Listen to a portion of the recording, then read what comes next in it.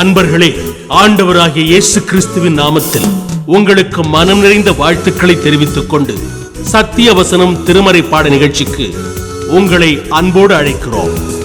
சத்திய வசனம், இது தேவனின் வசனம்.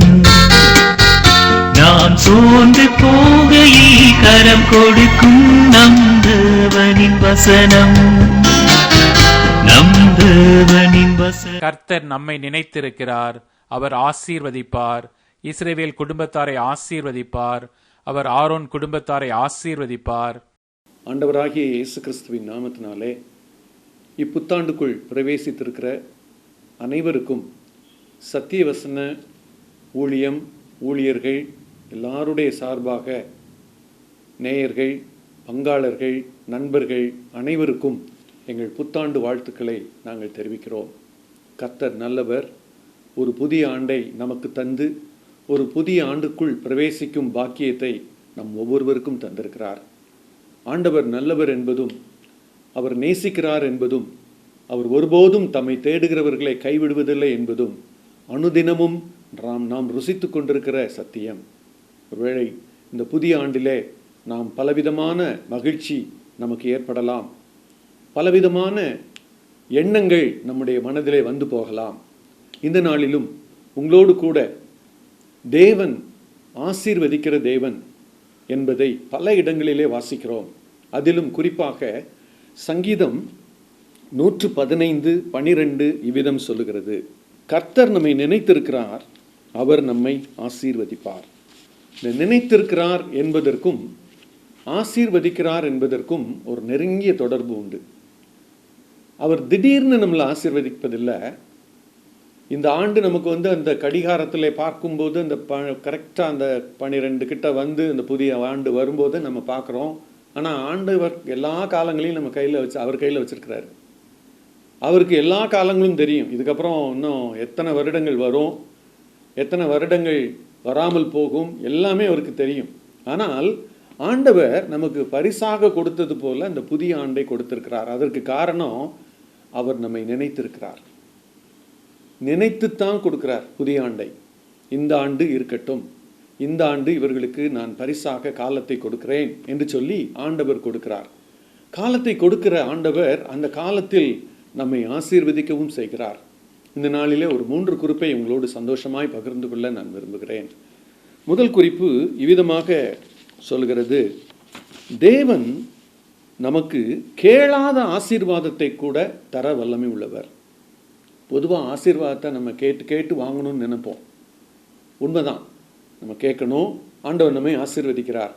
ஆனால் வேத புத்தகத்திலே 1 ராஜாக்கள் 3வது அதிகாரத்திலே ஒரு வார்த்தையை சாலமோனிடம் கேட்கிறார் ஆண்டவர். ராத்திரியிலே சொப்பனத்திலே நீ விரும்புகிறதை என்னிடத்திலே கேள் என்று தேவன் சொன்னார். ஒருவேளை ஒரு புத்தாண்டிலே இருக்கிறோம், முதல் நாளிலே இருக்கிறோம். ஆண்டவர் நம்மோடு பேசும்போது நீ விரும்புகிறதை என்னிடத்தில் கேள் என்று சொன்னால் நாம் என்ன கேட்போம்? விருப்பத்தின் அடிப்படையிலே பல காரியங்களை கேட்போம். ஆண்டவர் நம்மை மகிழ்ச்சி படுத்துகிறவர், ஆண்டவர் நம்மை எல்லா விதத்திலும் நன்றாய் நடத்துகிறவர், நம்முடைய தேவைகளை எல்லாம் தருகிறவர். அவர் ஒன்றையும் நம்முடைய தேவைகள் எதையுமே அவர் மறுப்பதில்லை. ஆனால் ஆண்டவர் அப்படி கேட்குறார். அவர்கிட்ட நம்மளாக இருந்தால் ஒரு பெரிய லிஸ்ட்டு கொடுத்துருப்போம். ஆனால் சாலமோன் என்ன செய்கிறார் தெரியுமா? நான் போக்குவரவு அறியாத சிறு பிள்ளையாக இருக்கிறேன், ஜனங்களோ பெரிய அளவில் இருக்கிறாங்க, ஆகையினால எனக்கு ஞான இருதயத்தை தாரும், ஞான இருதயத்தை தாரும். அவர் நிறைய சொற்றொடர் போட்டு அதை கொண்டு கேட்குறாரு. ஆனால் பின் பாயிண்ட்டாக அவர் கேட்குறது என்னென்னா, ஞான இருதயத்தை அவர் கேட்கிறார்.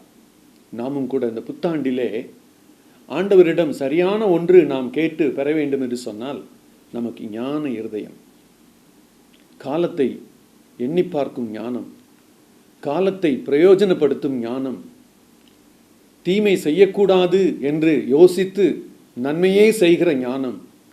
ஞானம் ஒரு மனிதனுக்கு கடவுளிடத்திலிருந்து வருமானால், ஞான இருதயம் ஒன்று வருமானால், அவனுடைய காரியங்கள் எல்லாமே ஒழுங்கும் கிரமமாக இருக்கும்.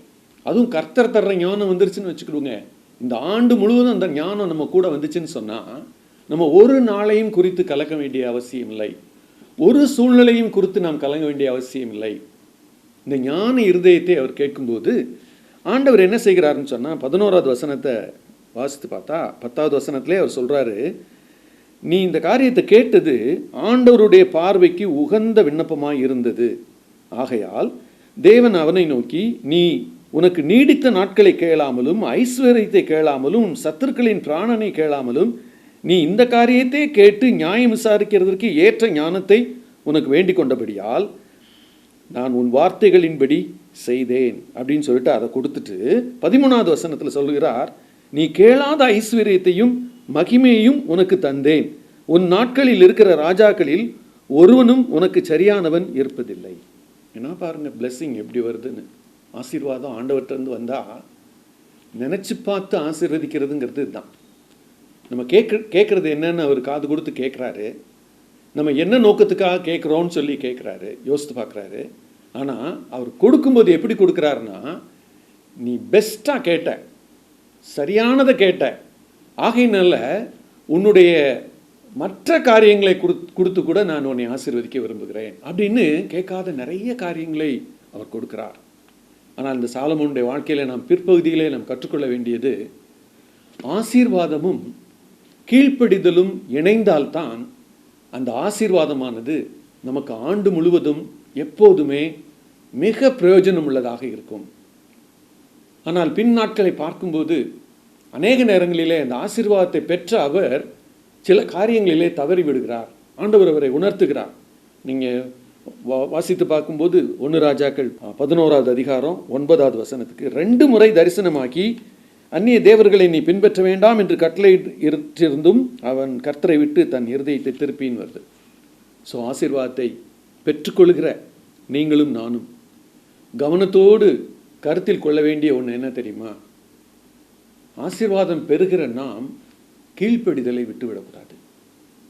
அதனால தான் வேதம் முழுக்க நீங்கள் வாசித்து பார்த்தீங்கன்னா ஆசீர்வாதமும் கீழ்ப்படிதலும் இணைந்தே தான் வரும்.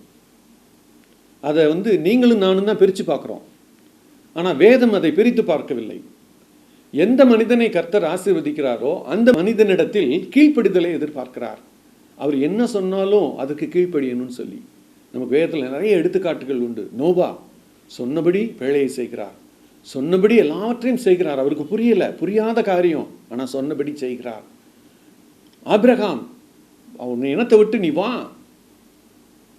நான் சொல்கிற இடத்துக்கு போ அப்படின்னு சொல்லி தெளிவாக அவர் 12ஆம் அதிகாரத்தில் ஆதியாகமம் 12ஆம் அதிகாரத்தில் கூப்பிடுறாரு.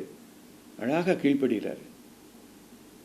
அந்த மனிதர்களுக்கு கிடைத்த ஆசீர்வாதத்தை பாருங்க, குறையாத ஆசீர்வாதம், அவர்களை விட்டு போகாத ஆசீர்வாதம். அப்போ ஆண்டவர் ஆசீர்வதிக்கிறார், அந்த ஆசீர்வாதத்தை நம்ம பெற்றுக்கொள்கிறோம். ஆனால் தக்க வைத்துக் கொள்வது ஆண்டவருக்கு நாம் காட்டுகிற கீழ்ப்படிதல். ஒவ்வொரு முறை வேதத்தை வாசிக்கும் போது ஆண்டவர்கிட்ட நம்ம ஜெபத்தோடு கேட்கலாம், ஆண்டவரே இன்னைக்கு நான் வாசித்த பகுதியில் நான் எந்த வசனத்திற்கு கீழ்ப்படிய வேண்டும்?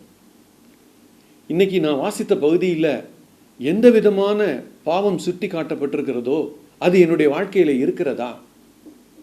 அதை விட்டு விடுவதற்கு நான் உடைய சமூகத்துக்கு வர்றேன் ஆண்டவரே.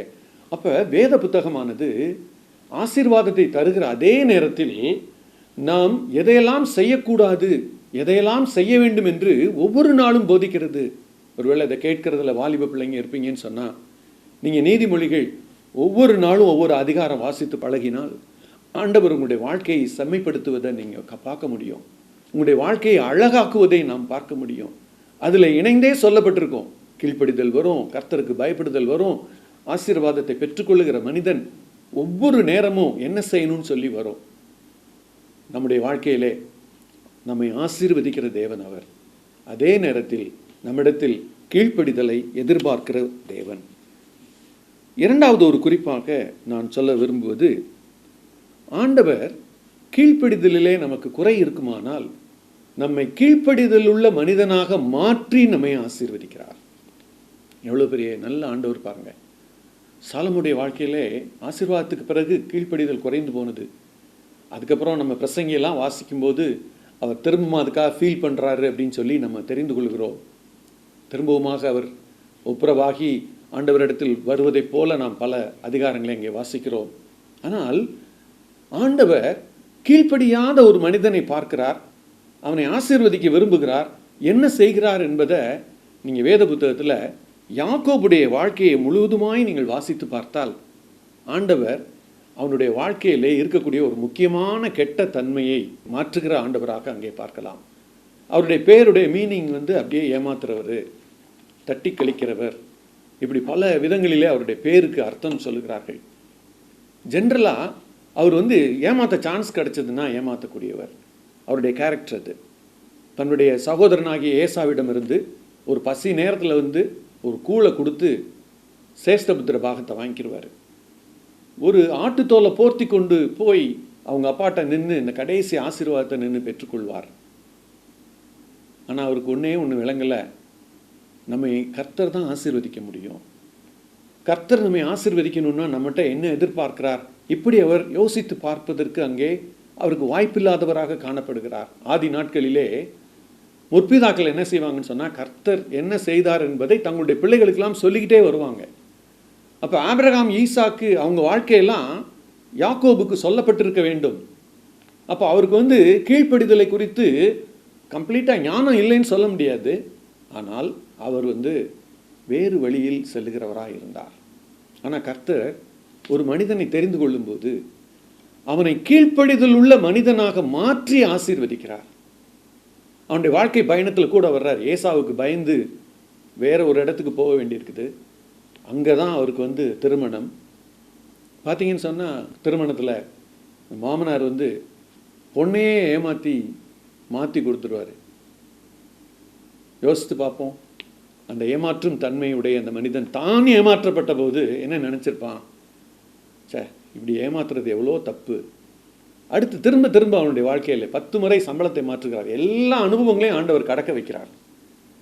கடைசியில் அவர் எங்கே நிற்க வைக்கிறார் என்று சொன்னால், தன்னுடைய சமூகத்துக்கு அவன் தேடி வர வேண்டும்.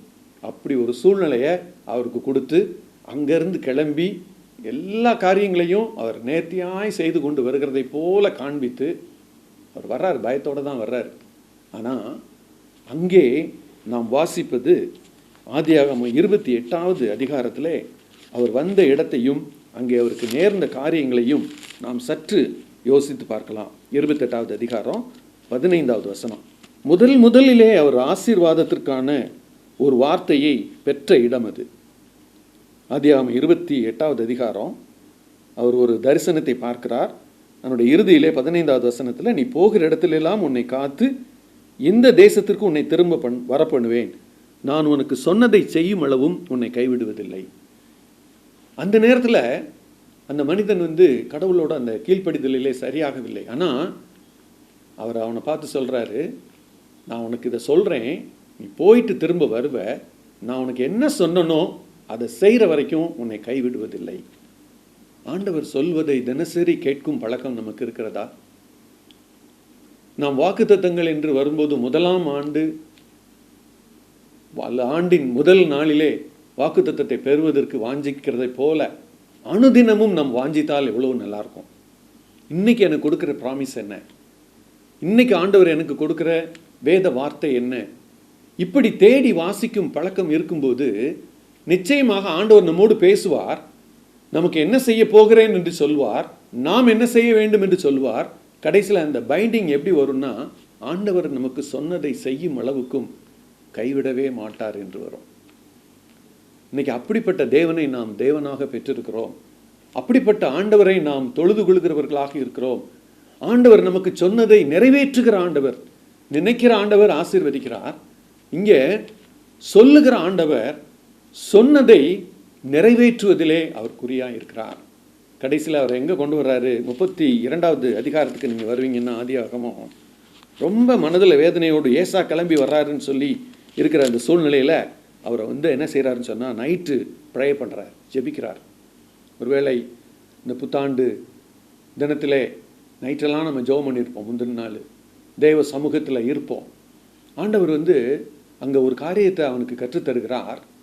இதுவரைக்கும் தான் முயற்சி, தன்னுடைய ஏமாற்றும் திறன், இது எல்லாத்துலேயும் மேலே வரணும்னு நினச்ச அவருக்கு ஆண்டவர் சொன்னது என்ன தெரியும்னா, கர்த்தர் நான் தான் உன்னை ஆசீர்வதிக்க முடியும். உன்னுடைய வாழ்க்கையிலே நிறைய மாறுதல்களை நான் பார்த்து பார்த்து பார்த்து பார்த்து அந்த மாறுதலுக்கெல்லாம் உட்பட்ட ஒரு மனிதனாக உன்னை நான் நிறுத்தி உன்னை ஆசீர்வதிக்க விரும்புகிறேன். அதான் ஆண்டவருடைய திட்டம். அவர் அந்த திட்டப்படி அங்கே வர்றாரு. நைட்டு முழுக்க போராட்டமான ஜெபம். ஆண்டவரை பார்த்து அவர் சொல்கிறாரு, நீர் என்னை ஆசீர்வதித்தால் ஒழியே உம்மை போக விடேன். 32:26 வசனம். அப்போ தான் ஆண்டவர் கேட்குறாரு, உன் பேர் என்னன்னு கேட்குறாரு. யாக்கோபுன்னு சொல்கிறாரு. அதுக்கு அர்த்தம் வந்து எத்தன் அப்படின்ற மீனிங். உன் பேர் இனி யாக்கோபு எனப்படாமல் இஸ்ரவேல் எனப்படும். ஒரு பெரிய தேசத்திற்கு தலைவனாக, ஒரு பெரிய இனத்திற்கே அவன் தலைவனாக அந்த நாளிலே தெரிந்து கொண்டதை சொல்கிறார். அதுக்கப்புறம் அவருடைய பயணம் எப்படி தெரியுமா இருந்துச்சு? அவருடைய பயணம் முழுவதுமே ஒரு ஆசீர்வாதத்தை பெற்று ஆசீர்வாதத்தின் பாதையிலே நடக்கும் ஒரு பயணமாக அது மாறிற்று. அதுக்கு காரணம் என்ன தெரியுமா? அவர் சொன்ன வார்த்தையிலே ஒரு வார்த்தை சொல்றாரு, நீர் என்னை ஆசீர்வதித்தால் ஒழிய. அப்படின்னா ஆண்டின் முதல் நாளில் அமர்ந்திருக்கிறோம். உங்களுடைய என்னுடைய உணர்வு எப்படி இருந்தால் நல்லா இருக்கும் தெரியுமா? நீர் என்னை ஆசீர்வதிக்க வேண்டும். என்னுடைய முயற்சிகள் ஒரு பக்கம் இருக்கட்டும், என்னுடைய எல்லா காரியங்களும் இன்னொரு பக்கம் இருக்கட்டும். கர்த்தர் நீர் ஆசீர்வதிக்கிற தேவன், நீர் என்னை ஆசீர்வதிக்க வேண்டும். நீர் என் குடும்பத்தை ஆசீர்வதிக்க வேண்டும். நீர் என் பிள்ளைகளை ஆசீர்வதிக்க வேண்டும். கர்த்தர் ஆசீர்வாதத்துக்காக ஏங்குகிற உங்களையும் என்னையும் பார்த்து என்ன சொல்றாரு தெரியுமா? உங்களுடைய வாழ்க்கையில் நீங்கள் வச்சிருக்கிற சில காரியங்களை சரிப்படுத்தி கொண்டால் நீங்கள் எந்த இடத்துக்கு வந்து சேருவீங்க அப்படின்னு சொன்னால், கர்த்தர் ஆசீர்வதிக்கிற ஒரு இடத்துக்கு வந்து சேருவீங்க. கர்த்தர் ஆசீர்வதிக்கிற மனிதனுக்கு வேதத்தில் நிறைய வாக்குத்தத்தங்கள் கொடுத்திருக்கிறார். வேதத்தில் சொல்லப்பட்டிருக்கிற எல்லா வாக்குத்தத்தங்களுமே நமக்கு சொந்தம். மூன்றாவது குறிப்பாக வாக்குத்தத்தங்களை தந்து ஆசீர்வதிக்கிற தேவன். அதில் நான் ஒரு பகுதியை நான் சுட்டிக்காட்டி அதை நினைவு கூற விரும்புகிறேன். சங்கீதம் 32, அதில் ஆண்டவர் வந்து பல வாக்குத்தத்தங்களை வைத்திருப்பார். வாக்குத்தத்தங்கள் என்பது தேவனுடைய பிள்ளைகளுக்கு உரியது. அதில் அவர் சொல்வார் 8வது வசனத்தில், நான் உனக்கு போதித்து நீ நடக்க வேண்டிய வழியை உனக்கு காட்டுவேன், உன்மேல் என் கண்ணை வைத்து உனக்கு ஆலோசனை சொல்லுவேன். எவ்வளோ நல்ல வாக்குத்தத்தம் பாருங்க. எல்லா வாக்குத்தத்தங்களும் நல்ல வாக்குத்தத்தங்கள். வேதத்தில் சொல்லப்பட்டிருக்கிற அனைத்து வாக்குத்தத்தங்களும் அவருடைய பிள்ளைகளுக்கு சொந்தம். இந்த ஒரு நாளில் மாத்திரமில்லை, எல்லா நாளுமே நாம் வாக்குத்தத்தங்களை பெற்று, எல்லா நாளுமே வாக்குத்தத்தங்களை பெற்ற தேவனை மகிமைப்படுத்தி வாழ முடியும். இதில் அவர் சொல்றாரு, நீ நடக்க வேண்டிய வழியை உனக்கு காட்டுவேன். ஸோ இந்த முதல் நாளிலே மீதி இருக்கக்கூடிய 364 நாட்களை பற்றி நமக்கு தெரியாது. நாம் என்ன வழியில் நடக்கணும்?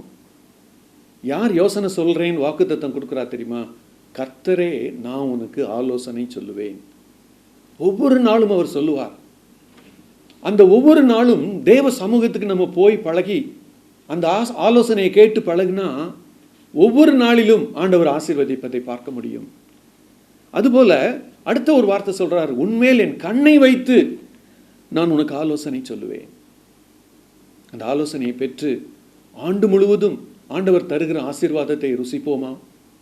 ஆனால் ஒரு பொறுப்பையும் வைக்கிறாரு. நீ எப்படி இருக்கக்கூடாது ஆலோசனை பெறும்போது? 9வது வசனத்தில், வாரினாலும் கடிவாளத்தினாலும் வாய் கட்டப்பட்டாலொழிய உன் கிட்டி சேராத புத்தியில்லா குதிரையை போலவும் கோவேறு கழுதையை போலவும் இருக்க வேண்டாம். குதிரை ஃபாஸ்ட், கழுதை ஸ்லோ. நீ என்னிடத்துல ஆலோசனை பெற்றுக்கொண்டேன்னா பயங்கர ஃபாஸ்டாகவும் நீ இருக்கக்கூடாது, டெட் ஸ்லோவாகவும் நீ இருக்கக்கூடாது. எப்படி இருக்கணும் அப்படின்னு சொன்னால், நிதானமாக கர்த்தர் எனக்கு என்ன சொல்கிறாரு, நான் அதை என்ன செய்யணும், எப்படி செய்யணும், இப்படி ஸ்டெப் பை ஸ்டெப்பாக நல்லா ஜெபித்து ஆலோசனையின்படி நம்ம நடப்போம்னு சொன்னால் இந்த ஆண்டு முழுவதும் நமக்கு ஆசீர்வாதமாக இருக்கும். கண்களை மூடி ஜெபிக்கலாமா? எங்களை அதிகமாக நேசிக்கிற எங்கள் அன்பின் பரம தகப்பனே, ஒரு புதிய ஆண்டுக்குள் எங்கள் எல்லாரையும் பிரவேசிக்க பண்ணியிருக்கிறீர்.